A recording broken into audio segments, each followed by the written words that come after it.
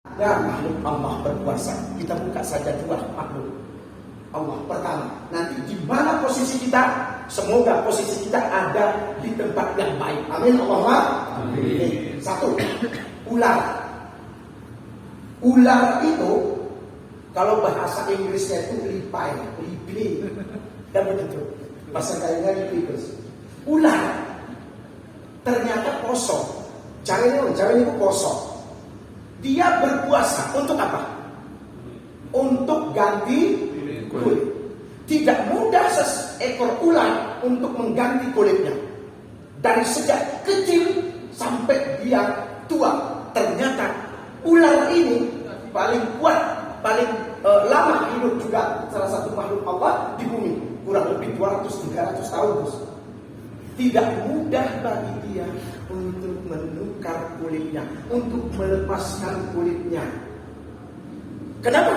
Ternyata dia harus berpuasa 15-20 hari. Kalau kita berangkat ke hutan atau berangkat ke kebun, jumpa dengan yang namanya kulit ular, ke bahasa Gayo semprot atau kulit liping, itu tandanya ular mengganti sebelum ular sudah melepaskan kulit yang selama ini melekat, diganti dengan kulit baru. Ternyata ular itu 100 tahun pun berpuasa, 100 kali pun berpuasa, 1000 kali pun berpuasa, yang sampai dia mati 100 kali ganti kulit. Ternyata tabiatnya tetap sama. Di mana? Jalannya apa namanya? Njorol. Ke bahasa Gayo njorol, bahasa Indonesia melata. Hah? Njorol. Kalau jari ini terus melata apa? Ngerayap ya. Udah tetap tabiatnya bodoh. Dah apa? Makanannya tetap, bahkan tambah rakus, tambah jijik kita melihatnya. Kalau kecil seekor ular hanya makan ayam, tapi kalau sudah besar, na'udzubillah ini kali, mamanya sapi ditelan, mamanya sapi ditelan. Jangan sempat. Tengku Irwansyah berpuasa sudah 40 tahun. Kalau ayahanda tadi 58 ya, dibulatkan jadi 60 saja. 60 tahun berpuasa kurang 15. Berarti 15 itu 1 ke 15 tahun itu masa-masa belum diwajibkan. Yang wajibnya kan setelah 15, mimpi indah dan mumayyin itu ditetapkan sebagai syariat Allah kepada kita, mulai sholat sampai dengan rukun-rukun Islam yang lain, begitu. Nah, 60 kurang 15 berapa ya? 45 tahun, berarti ayah sudah berpuasa 45 tahun. Coba bayangkan, 45 tahun berpuasa, tapi tabiat ayah tidak pernah berubah. Sana lewat terdok terus. Aku nak tanyakan itu. Sana lewat, jumpa dengan aspal masuk. Hah? Jumpa dengan tiang listrik, semakin nafsu, semakin terengah, semakin rakus. Bahaya tuh, gak mau berubah diri. Nauzubillah min dzalik. Makanya hati-hati. Kemudian yang kedua, ada lagi hewan yang berpuasa, namanya ular. Tadi huruf R, sekarang T. Bahasa Inggrisnya iok. Ada iok, ada ular. Ular itu ternyata puasa. Sama-sama kita tahu semua di ruangan ini, kita tidak pernah suka dengan yang namanya ular, kecuali burung. Benci kita sama ular. Kenapa? Karena tabiat ular itu adalah 1 kali 24 jam maem aja terus. 1 kali 24 jam makan ada kerjanya. Jijik kita melihatnya. Makanannya daun-daun habis, daun kopi habis, daun seledri itu sok, daun bawang habis, Pergaulan habis. Makan, keluar. Makan, keluar. Makan, keluar. Kadang-kadang dari sini masuk, keluar dari mulutnya. Menjijikan.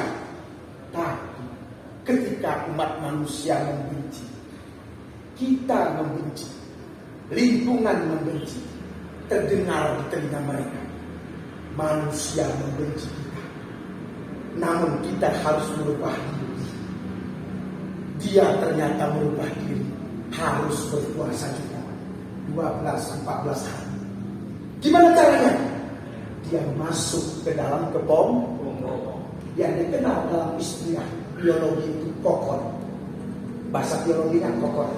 Dia masuk ke situ, Masya Allah, dia ikat, jangankan makan, minum jangan selama 14 hari lagi.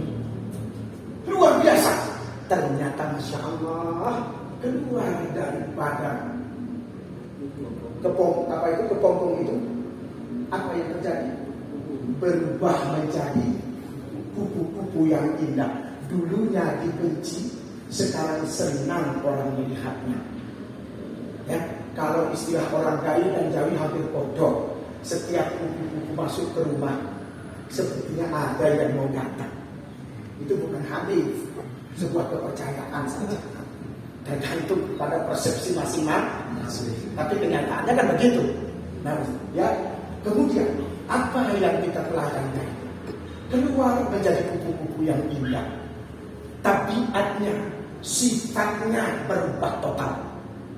Awalnya dia makan makanan yang jelek-jelek, pola makan yang tidak bagus. Sekarang setelah menjadi kupu-kupu, ternyata dia tidak makan yang jelek-jelek itu. Berubah makanannya menjadi madu, saripati bunga. Bahkan dia mampu menolong penyerbukan hewan tumbuhan lain, yakni bunga. Pertanyaannya, mampukah kita merubah diri? Mampukah kita berbuat lebih baik? Bukan harus hijrah total, pelan-pelan. Perubahan itu pelan-pelan. Enggak sama seperti Power Rangers. Anak-anak kalau nonton Power Rangers berubah terus. Ya maksudnya kan? Kita dulu nonton, berubah. Satu yang mau jadi hitam, berubah. Enggak begitu. Enggak seperti mie instan, langsung direndam, langsung tembung. Enggak begitu. Tapi proses. Udah. Apa itu yang dirahmati Allah. Kemudian puasa kita yang mampu berkasih sayang antara sesama. Cinta. Ini ada ibu-ibunya enggak? Ya ada. Ada. Nah, mohon maaf. Bunda ya, kakak saya. Ini dia rasa khas dan takut kepada Allah.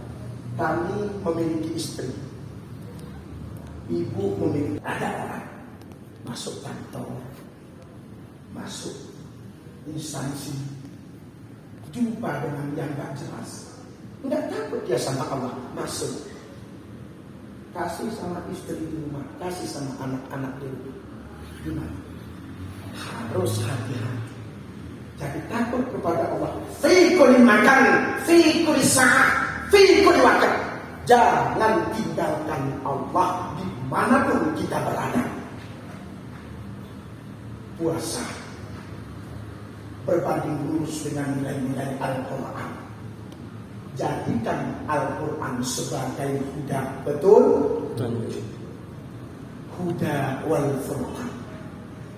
Al-Quran sebagai obat.